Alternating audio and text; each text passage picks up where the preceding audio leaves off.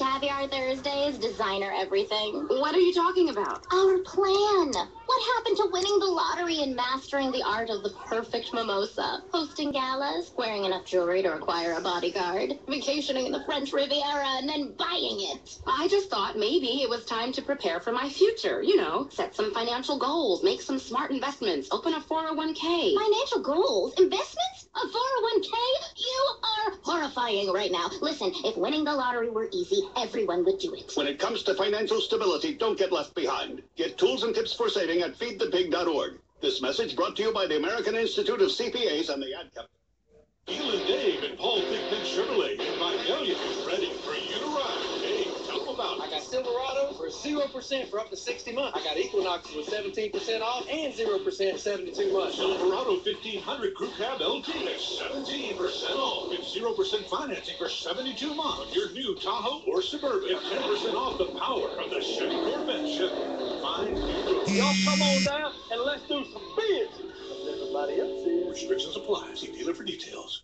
This is Charles Huffman at Jessup Housing Outlet. If you haven't been to Jessup Housing Outlet lately, you're missing out on a large selection of new and exciting floor plans from the nation's top manufacturers like Clayton, Fleetwood, Scott Built, and Homes of Merit. All of our homes feature modern kitchens and appliances, R60 and higher installation values, thermopane windows, and energy-efficient heat pumps. We have two locations to serve you, 2452 Savannah Highway in Jessup and Highway 301 South between I-16 and the bypass in Statesboro. Come see Charles, Faye, or Sheridan today.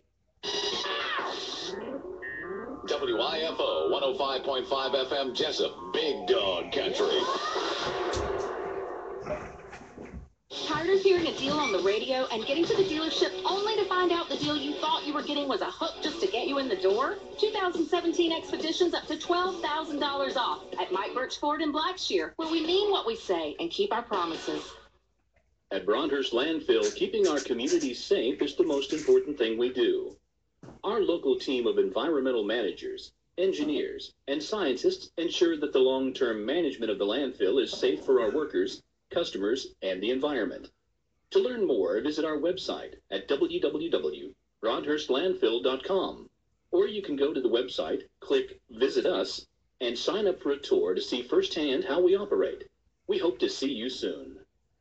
Murphy's Builder Supply is where you need to go for all your home improvement projects and hardware needs. They've been serving folks in this area since 1946. Murphy's offers some products and services that you may not know about. They now sell ammunition, both bullets and shells. Murphy's also sells personalized tags for dog collars. They build customized screens for windows and doors. Murphy's can rekey locks, and of course they can make keys. They cut glass for windows, plus Murphy's has monthly doorbuster specials. Check their Facebook page to see what's on sale. Murphy's Builder Supply, 156 Northeast Broad Street, Jessup. Jessup Premium Storage, 1455 South 1st Street is Jessup's best place to store your valuables. Whether it's furniture between moves or just a place for the overload, call Jessup Premium Storage at 530-8003. That's 530-8003. Jessup Premium Storage units are indoors, climate controlled, and they have 24-hour surveillance and on-site management. You have 24-hour, 7-day-a-week access to your unit. Sizes range from 5x5 to 10x25. They also have outside covered and uncovered spaces available for vehicles, boats, trailers, and RVs. Jessup Premium Storage on the Waycross Highway in Jessup. No high pressure or fake deals to lure you in at Mike Birch Ford in Blackshear. We mean what we say. Get up to $7,000 off Super Duties during our annual clearance event. Stop the search. Call Mike Birch or visit us at MikeBirchFord.com. Big Dog Country Radio, WIFO 105.5 FM in Jessup. 10 minutes after 8 o'clock, Wednesday morning, 14th day of June, Flag Day. Looking for a high today of around 89 degrees, partly sunny with a 40% chance of afternoon showers. The auto barometer was at 7.8 feet and just barely rising. It is now time for the world-famous Butch and Bob Show, brought to you by Murphy Builder Supply, located on Northeast Broad Street, right next to the railroad tracks in downtown Jessup, by Jessup Premium Storage out here on the Waycross Highway, by Republic Services, and by Mike Birch Ford in Blackshear. And good morning, Bob. Good morning. How are you doing? I'm good. Good. So, interested school board meeting yesterday. Yeah, I was listening to that, and clarify like everything. And athletic director Coach Cribb was at the board meeting with his proposed budget. Again, looked at the last three budgets. Last year's budget was $40,000 in the red, so he had to make some cuts to the budget to get it balance. So he cut $10,000 from the football budget, $10,000 from the general fund, and going to make up the other $20,000 with two fundraisers. One's going to be a golf tournament. But again, he also was able to implement incentive clauses for coaches and get it retroactive from last year. So any coach that made the playoffs last year, won the region championship, will get a bonus. Again, he says it's not a lot of money, but it's something to give some coaches some incentives, and the board voted on that yesterday at the board meeting. So, yeah, they voted not only for the incentive package, but they made it retroactive to the last school year. Again, basically to reward the baseball coaches for the state player on unit mentioning. You heard the interview in sports, or the comments that he made at the board meeting in sports. Again, Coach McDonald had a lot of offers at the end of the season for this great state playoff run, and was lured by several schools to come to their school, but he really wanted to stay. But as he mentioned, you got to have some incentive clauses to keep him here. So again, the meeting took place yesterday. The board voted on those items yesterday, so it's good to see. So you can hear it all in local news and sports. But again, the correction again in the sports that I got wrong in the news, it said that the two cuts that he made, one was football and one was the general fund. In news, I say football and baseball. There's no cut in the baseball program. The cut was $10,000 in the general fund. So they look to make that up. So again, a lot came out from the board meeting in the budget, and competition cheers back on the books as well. And Coach Ward's wife will run that competition cheer, but they already selected the cheerleaders to go from the cheers. They already selected, so that's also been included in the budget. So the budget was, interesting. We promoted, the paper promoted, people could come talk about the budget, have questions, but of course nobody shows up. But the budget was approved, and the athletic budget was approved again. So again, you can hear Coach Cribb's interview in news. And he explains his budget and what's going on with the budget. But he's been around a long time, as he mentions. He's been a 29-year coach. He's done this before, but he said the big problem was the projections for last year's budget just didn't meet expectations. So we didn't get enough money for the projections, right? So he lowered it down. And that's a problem, when you project to make this much money, but you only make this much money. So you see a lot of red ink there. You gotta find a way to slash it. So but I'm glad they did the incentive clause. Like I said, that they've had that in the past, and they did away with it, but to bring it back, I think it's a good thing. I said, it's really not a lot of money when you talk about all the hours these coaches put in, things like that. So, and that's the thing about it, is they do put in a lot of hours, and some of the things that you mentioned there in the interview, they do put a lot of extra time into picking up these athletes, dropping them back off, buying things for them, spending time with them, taking them places. A lot of those. The money they get with the incentive actually goes back into their program with helping these kids out. I mean, I've been involved with athletics in high school. You've been involved. We've covered it also as news people and part of the radio station.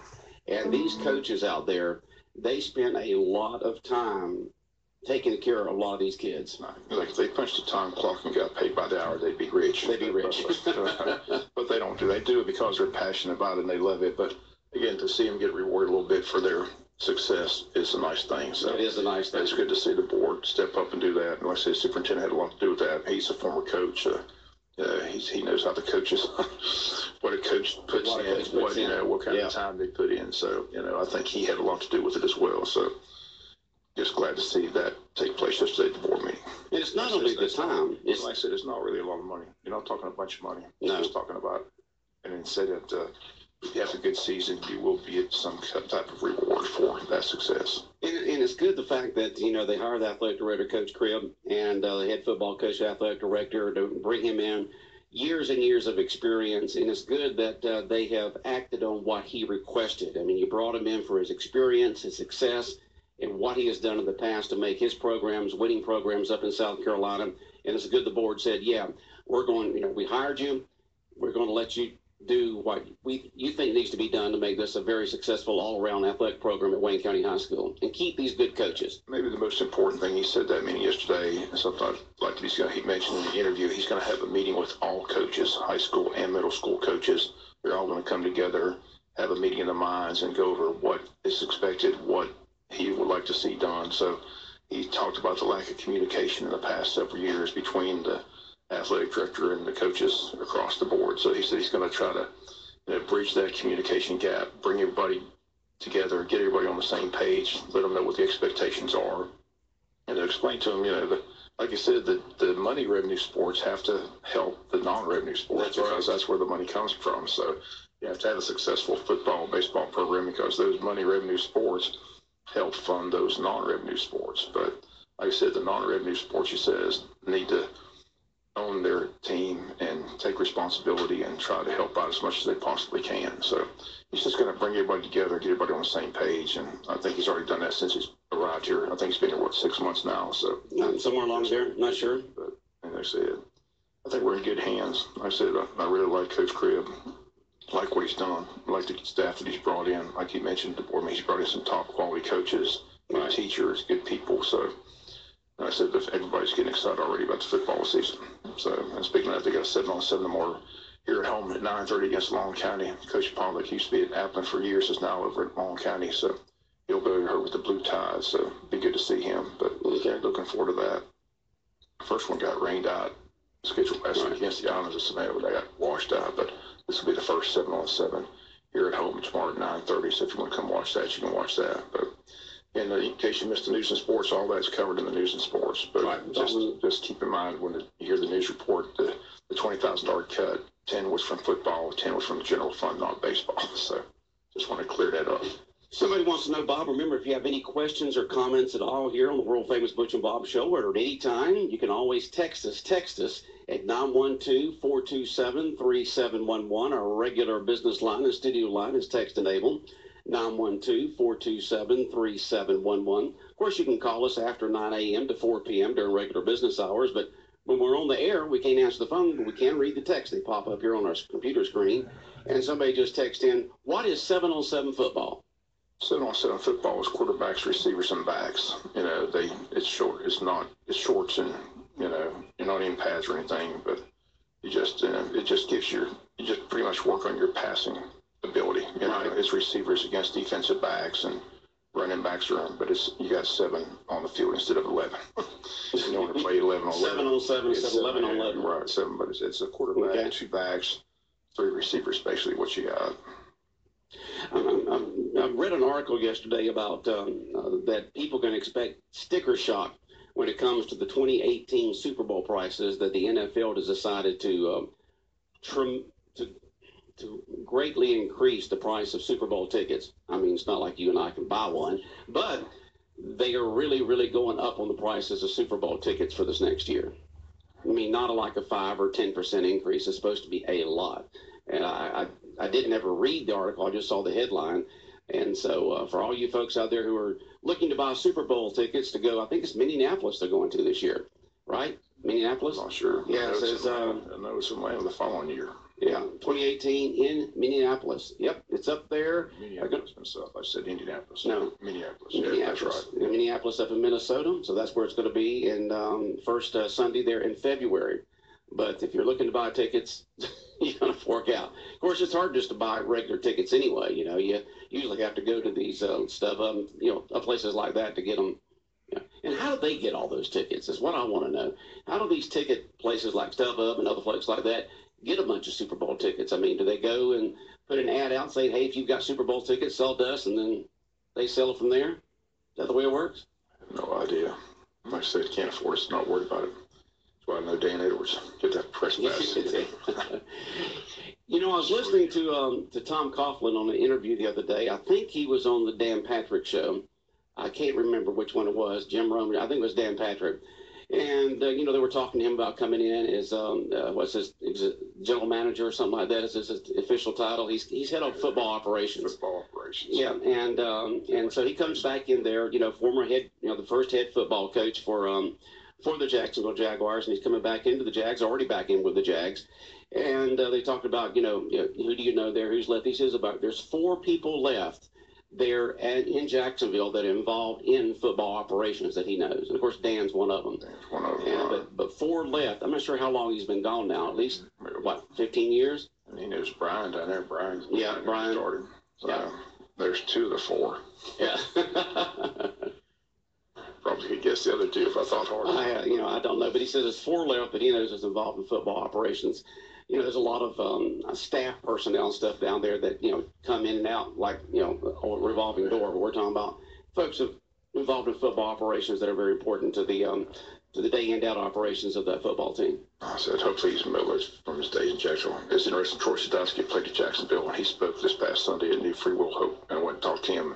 I asked him about his time in Jacksonville and what he thought of Coughlin. And he had some Tom Coughlin stories that just resonated with other players I've talked to.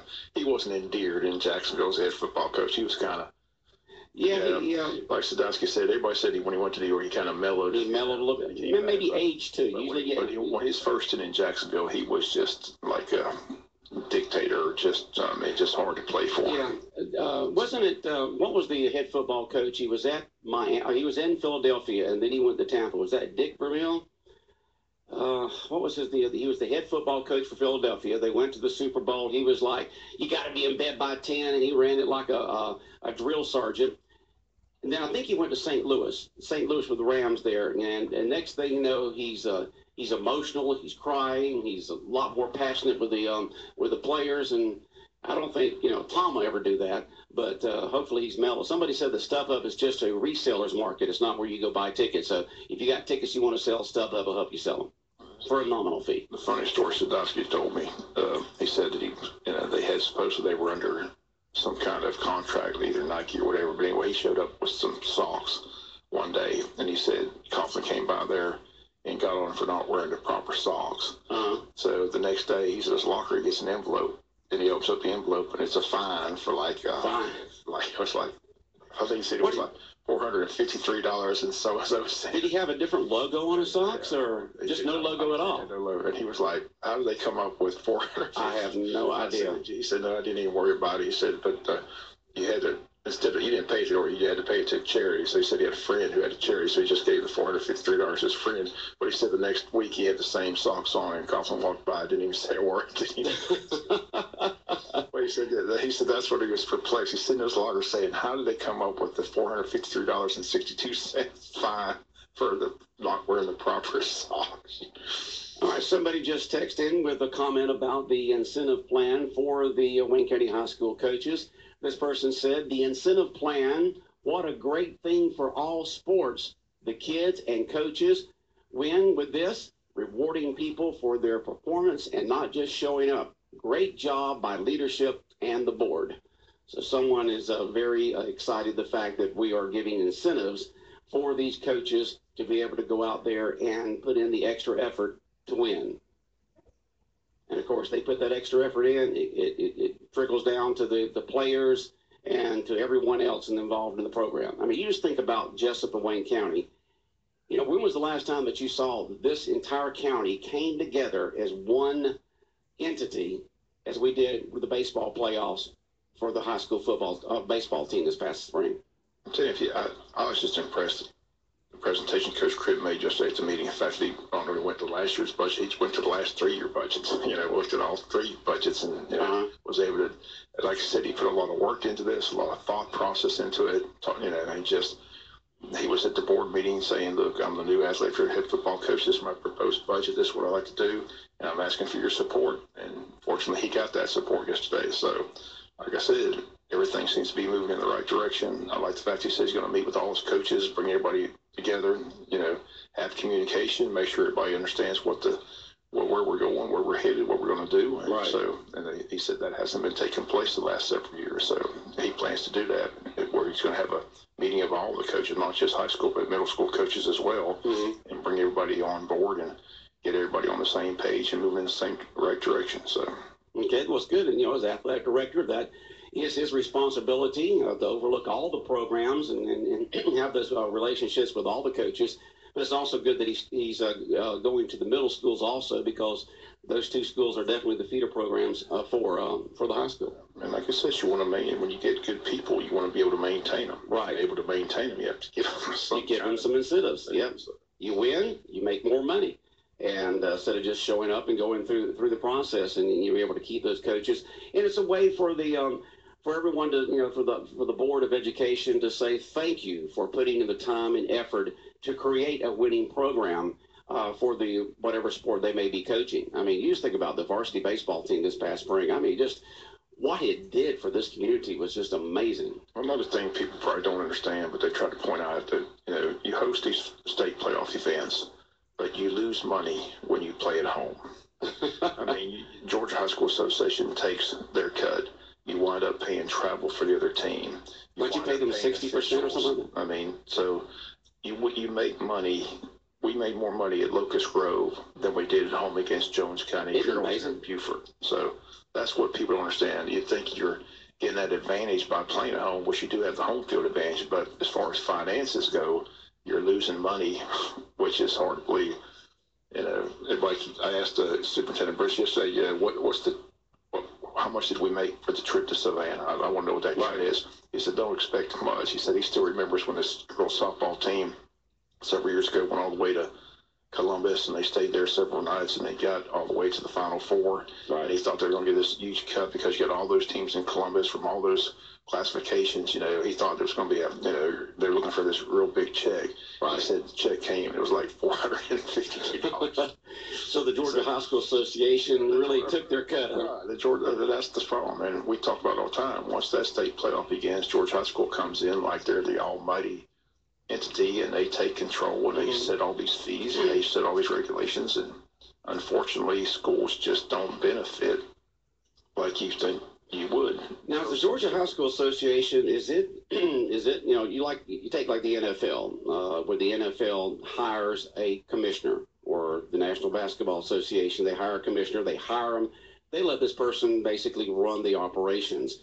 There's the different coaches or athletic directors or whatever in the state of Georgia. Do they hire these folks and set up the office where they are accountable to the entire program, or is it set up by the state of Georgia?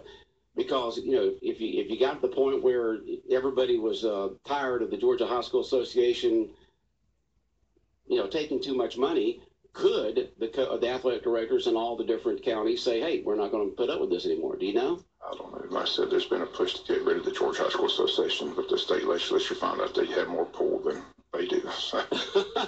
All right, let's go for a couple more texts here. Somebody just texted into us here. It says, let's reward the coaches who are in charge of the weight room for the gains in strength that the kids make. We've had enough strength coaches at the middle school. He said, we have had strength coaches at the middle school in the past, and they did not work very hard with the kids to get stronger. So apparently there's some folks out there who figured that some of the weight coaches in the past have not worked very well with the middle schoolers, and they would like to see incentives for the weight coaches. Now, the weight coaches, is that what they do full time, or is that part of the regular staff and they just go in there and work with them? I know in colleges they have just stricter weight rate, but how would you? That's a very difficult thing to do. There is because how would you give incentives to making kids stronger? I don't know I don't know how you would do that, but maybe they do. Bob, could you tell us the reason that the one board of education member voted against the incentive for coaches? She didn't want incentives from region. Her statement was that she thought that the incentive clause shouldn't have kicked in until they got to the Final Four. That was basically her stance. I don't think she was against incentives altogether. She was against incentives for just winning a region championship she thought it should not kick in until it got to the Final Four. I believe that was her stance. Okay, but the other board members, the school superintendent and the athletic director said, no, we need to start with the region championship or district championship and above, right? Right. That was the proposal by Ken Cribb. Ken Cribb's proposal was you reward them 5% for the championship and then 10% every round after that. So that's what was approved by the board last night. And again, they made it retroactive. So any team last year you look at last year's, so you're talking softball kicks in, the two soccer teams made it to state, they get rewarded. All those spring sports advance. So they all get talking about a lot of coaches getting rewarded for last year's performance. So. Right. All right, we got more text messages coming in. We'll run out of time here. Any word on the payout from the Georgia High School Association from Grayson Stadium? We just I know you just said that. We don't. How many tickets were sold for the game? Do you know? I have no idea. Thousands. Okay. And one of the, this is somebody just followed up with a text on the middle school. Says middle school weight coaches are full time, 6 classes each day, 2 per grade level. So they have weight coaches that are full time. But like I said, how do you measure a successful weight coach and a non-successful weight coach? That's something that maybe they have an idea. I don't. But you would like to see any program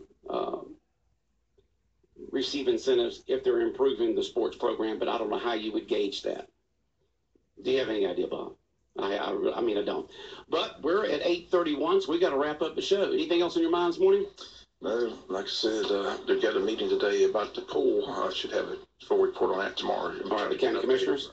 The county committee, Okay, the committee. So looking forward to where we're going with the pool in Wayne County, so hopefully have a story on that tomorrow on the local news. Okay, let's finish this up. When you get, here's somebody who says how you gauge the middle school. When you get last place in the yearly weightlifting contest among other schools, that is not considered success. That's how you measure it. Thank you very much for helping us with that. Okay. That's how you do it. Thank you so much. Okay.